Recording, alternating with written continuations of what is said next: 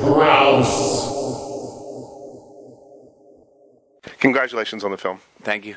Thank you. What was it about this film that attracted you to the script? We haven't seen you in a courtroom, I don't think, since Amistad. It's been a while. So. Time to Kill. Well, no, Amistad followed that. You're right. Yeah. Amistad followed A Time to Kill. I was ready to get back in the courtroom. Yeah. You know, but the character Lincoln Lawyer, Mick Haller, he works out of the backseat of his Lincoln. He works on the streets. He's working with the underbelly of society. He's defending the people that can't defend themselves, the people that don't have the means to defend themselves. And that's where he lives. That's where he gets turned on. That's where he's good at his job. I connected with that, the humanity that the guy had on that level. Then I liked the guy's very street, very much a player, very much one step ahead of everyone in the game, and knows this system that we call the judicial system, which a lot of it is a game. More of a game than I thought it was in my own life before doing this film. And then when he wasn't a step ahead of everyone, and he was seemingly in over his head, he had a great mettle.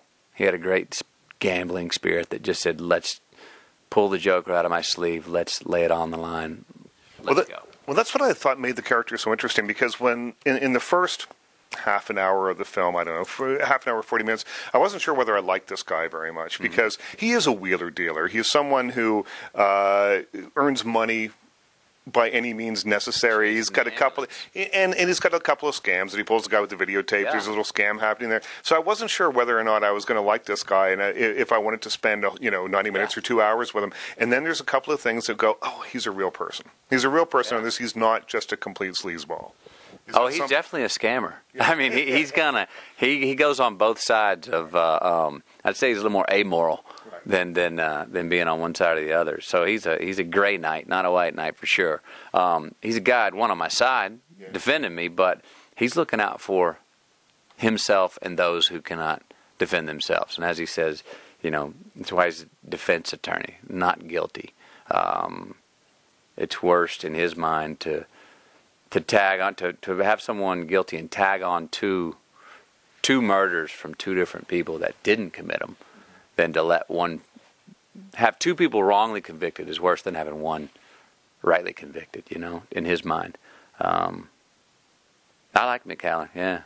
Well, didn't you have an experience with a lawyer sort of not unlike him a little bit? I've read an interview where you talked about paying a guy $50 years ago, and you said he kind of worked out of the back of a truck. Worked out of the back of a truck? He said, I had to hire one when he wasn't working out of the back of his Lincoln, but it might have been a truck he was in, and it worked. It only cost me $50, and it was $50 too much, but I was acquitted. Is that ringing a bell? Well, I remember the $50. I don't remember what he was driving or how he arrived. But the same guy that defended me defended Willie Nelson, so he was probably in a truck. Let's talk a little bit about setting this in L.A., because, so often legal dramas like this, I guess we're used to seeing Law and Order and that kind of thing, set in New York, and it's sort of, there's something about the grit of that city that seems to make sense for this kind of story, but L.A. is such a great setting for this, and I love a lot of the little details that, your dad was a lawyer and represented Mickey Cohen, who was a famous L.A. lawyer and that kind of thing. What do you think the L.A. setting adds to the story?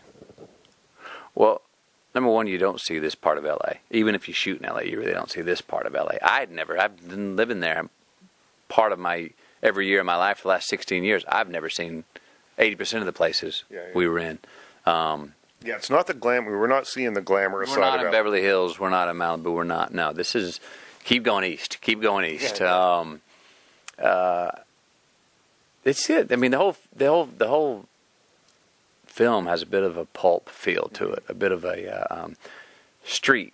It's got a jive to it, and you can kind of feel some shadows in the places where Mick looms and hangs, and the people, and it's shady. It's shady. Yeah, that's a good word for it. It's shady, and whether it's through the sound and the soundtrack and the places that Mick goes and hangs, it's that underbelly.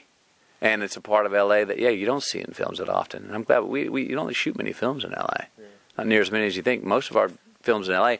come here to your country, Marissa Tomei and you have such an interesting relationship in the movie, and I think it's a relationship that a lot of people have with their exes. Tell me a little bit about that, because you guys get along so well, and yet you're not together, and I don't think we'll ever be together. I don't think so either. Yeah. No, I think that would be untrue, and I think if you look at, as you said, there are a lot of relationships like that today. Two people that love each other, have made a child together, have a daughter, but they can't live with each other. Yeah. They're better. They can love each other better and raise that daughter better independently. They've tried it. It makes sense at night and doesn't in the morning, you know. And I think that's a pretty true little light to shine on how a lot of relationships are, and how a lot of people do sort of coexist or exist independent of each other, but yet keep their unit together as best they can. And then time goes by, and you think, maybe we should do this again. We should do this. It's going to work. It seems right? like it's working. And all of a sudden, an hour, a day, a week, a month into it, you're like reminded, oh, jeez, of course it doesn't work, you know? And she's a prosecutor, I'm a defense attorney, so that's obvious friction there. But also probably why we had the hots for each other in the beginning, you know?